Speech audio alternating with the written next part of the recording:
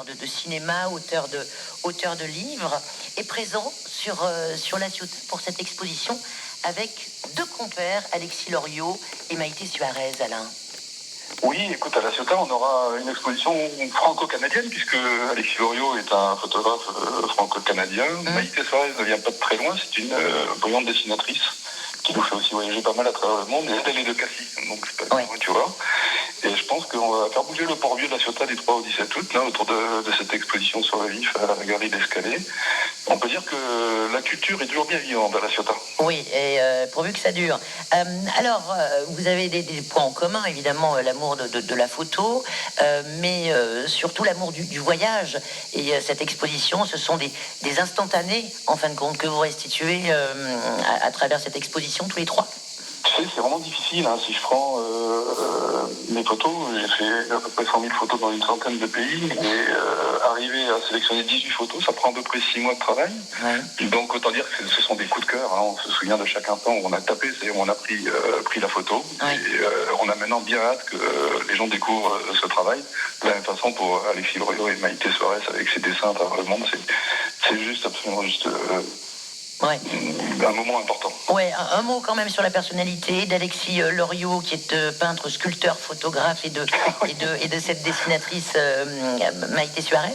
Vous vous connaissez depuis longtemps? Vous vous êtes rencontrés? Oui, en fait, on s'est croisés pour Alexis au Canada, pour Maïté, parce que elle est de la région, mais il se trouve qu'on a vécu ensemble, en rien. On était amis en Bolivie, donc tu vois, partout où on a vécu, on a ramené des amis. Ouais. Et donc c'est aussi une façon de se retrouver entre l'Amérique du Nord et l'Amérique du Sud à travers cette exposition à La Ciotat.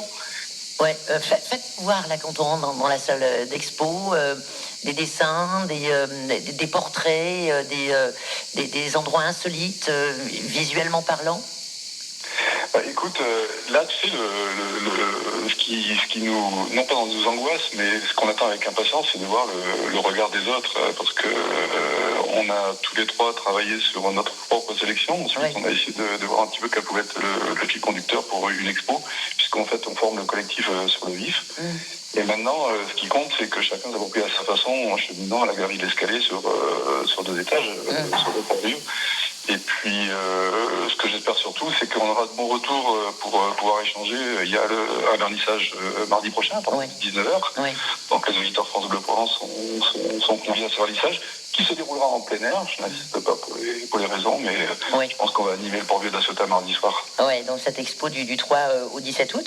Et des œuvres présentées aussi en ligne sur le www.vatim.com, Alain Massé. Oui, effectivement. Donc, vatim.com, c'est une galerie où on peut retrouver les 3 espaces d'Alexis, de Maïté et donc de moi-même, mais où on peut avoir aussi quelques informations sur les expos. Et puis, plus généralement, ça va s'enrichir sur le thème de la photo, du dessin et de la peinture. Ouais. Et j'en profite pour préciser que mercredi soir, autour de l'exposition, on animera une soirée au cinéma L'Éden, le plus vieux cinéma du monde, comme on aime à le dire, autour d'un film absolument remarquable, Histoire d'un regard, qui est consacré au célèbre photographe de presse Gilles Caron. Oui, on aura l'occasion d'en parler.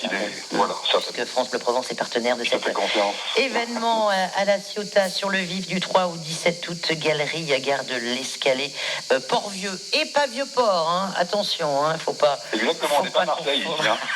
Salut Alain, à bientôt. Merci à toi et merci à France Bleu Provence. France Bleu